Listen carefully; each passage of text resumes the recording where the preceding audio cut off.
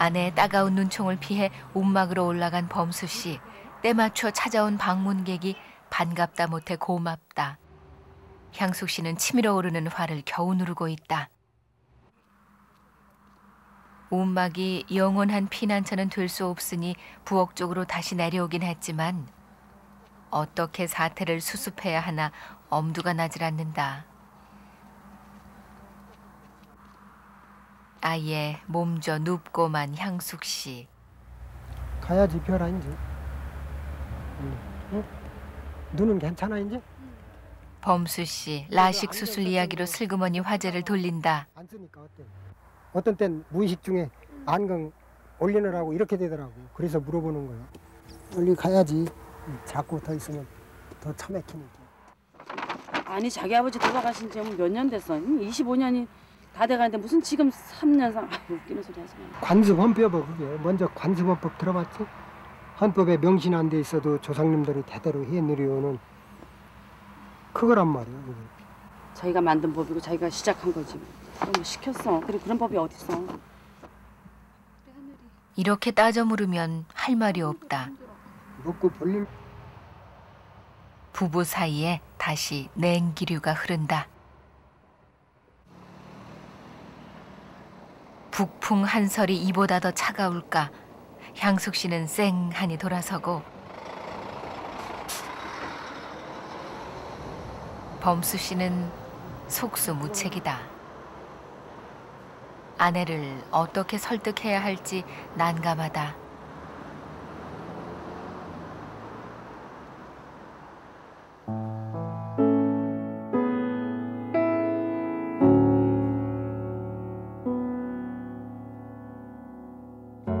암초 앞에서 범수 씨는 착잡하기만 하다. 20년도 훨씬 전 아버지가 세상을 떠나셨을 때는 먹고 살기 바빠 시묘살이는 꿈도 못 꿨다. 어머니 시묘살이를 하면서 옆에 계신 아버지께 그게 늘 죄송했었다. 잡념과 번뇌를 씻어내는 데는 몸을 움직이는 것만큼 좋은 게 없다. 톱을 집어들고 나선다. 줄자도 챙긴다. 손재주 하나는 알아주는 범수 씨. 이번엔 또 무슨 실력 발휘를 하려나.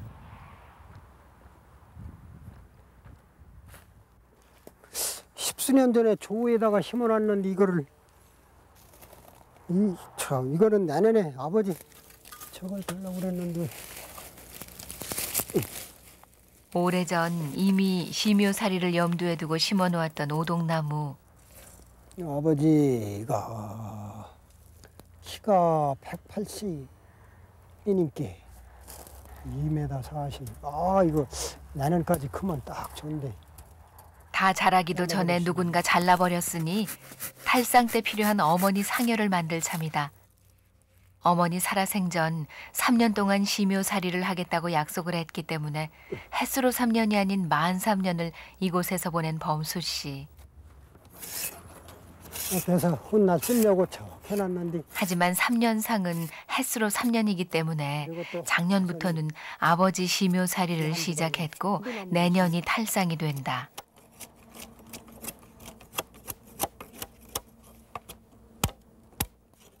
이럴 땐 목수였던 것도 큰 도움이 된다.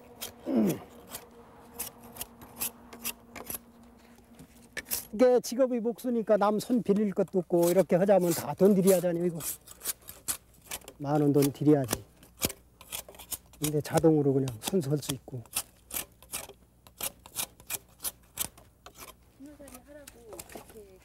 그렇죠. 그거 타고난 복인가 봐요. 시묘살이 하기에는 자신의 조건이 더없이 안성맞춤이라고 생각하지만 문제는 1년 더 있겠다는 걸 아내가 받아들이겠느냐 하는 것. 그럴 리 없겠지만 그러면 이해를 시켜야죠. 집에서 1년, 시묘살이 3년, 4년을 참았는데 1년 못 참으면 그 안에 4년 동안 공들인 게 다 무너질 거 아니냐. 지금까지도 오시는 손님 10중 8구는 다 가족들이 더 그게 훌륭하다고 그러는데 그럼 그 사람들에게 욕대고면 되는가. 이해시켜야죠.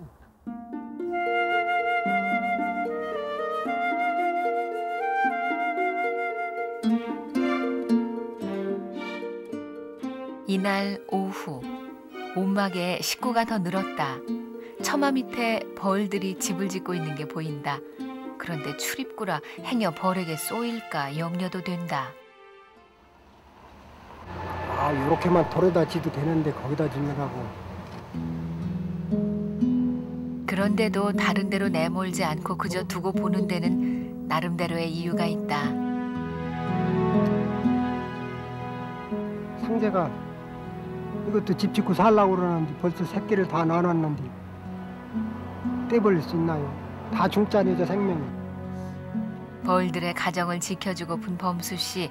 하지만 정작 자신의 가정에는 위기가 닥쳐 있다. 한편 산에서 돌아온 향숙 씨는 저기압이다. 부풀었던 마음도 꺼져 앉았다. 그저 평범한 일상의 행복을 바랐을 뿐인데 그것조차 이룰 수 없는 꿈으로 만들어버린 남편이 밉다.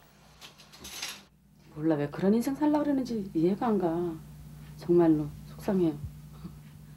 그냥 나도 남들같이 좀 하고 싶은 것도 좀 해보면서 살고 싶은데 그럴 수가 없잖아요, 사실. 그러니까 답답하죠.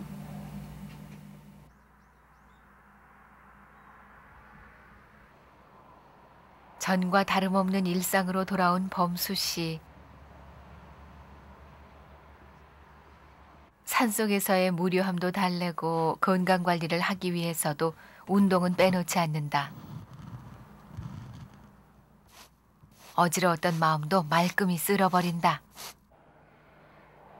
얼마 후 손님이 찾아왔다.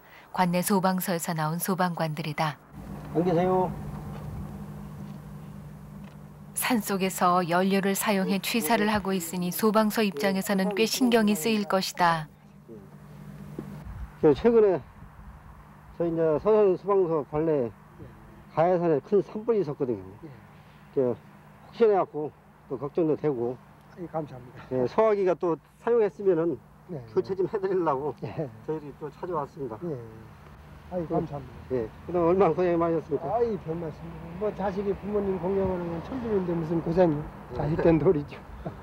그럼 소화기가 사용하는 방법을 아십니까? 다행히 아직까지 사용할 일은 없었다.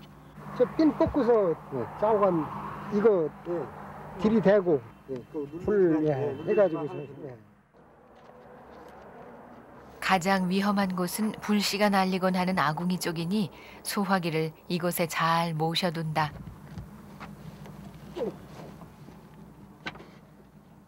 산속에 혼자 살다 보니 조심해야 할 게 한두 가지가 아니다. 범수 씨가 고안해낸 화재 진압 도구. 페트병에 물을 담아 부엌에도 놓아둔다. 촛불을 사용하는 온막 안에도 이런 물통을 여러 개 비치해 두었다.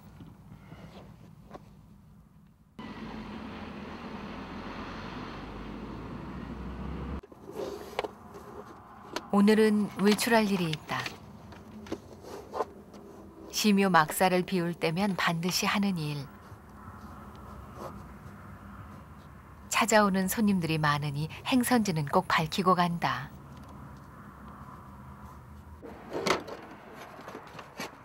문 앞에는 용도별로 여러 종류의 팻말들이 준비돼 있다.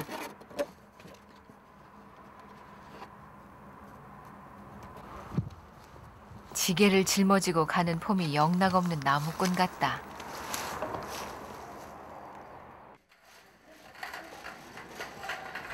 한 달에 한두 번은 이렇게 장을 보러 나온다.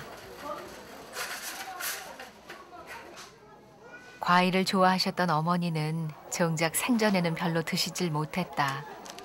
먹고 살기도 어려운 형편의 과일은 사치 중에 사치였기 때문이다. 이제 편하게 모실만 하다 했을 때 암으로 세상을 떠나셨던 어머니. 그 어머니가 유일하게 드셨던 북어도 빼놓지 않는다. 북어 한 마리 사는데도 그냥 사는 법 없는 살림꾼이다. 자로 재듯 재보고 이리저리 비교도 한다. 딱 첫 번째 손님이 제 손님이라더니 제일 크네. 뭐 고르신 건데요? 뭐 보신 건데요? 길이요. 큰 걸로요? 네, 길이. 어차피 가격은 똑같은데. 원래 첫 번째 손님이 손님이래요. 딱 잡은 게 제일 길잖아. 엄마 따라 나왔던 아이들은 좋은 구경거리를 만났다.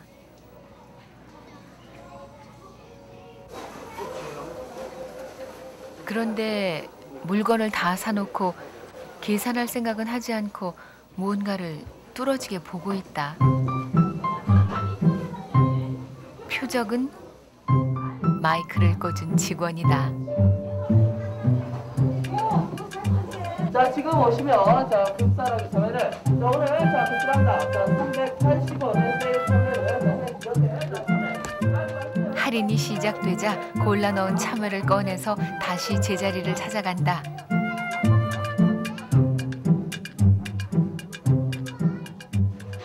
그러고서는 참외를 다시 골라 담는다. 이것도 심효살이 3년의 터득한 요령이다. 아니라 다른 마트 가도 마이크 잡고 있으면 아, 저 사람 이제 세일한다. 기다렸다가 뭐라고 하면 도로 갔다가 이렇게 놓고 세일해서 사고.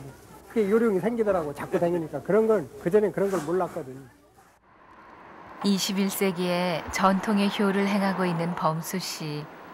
남들은 지나치다, 현실 도피다 라고 말하기도 하지만 그로서는 못다한 효도를 다하고 있는 것이다.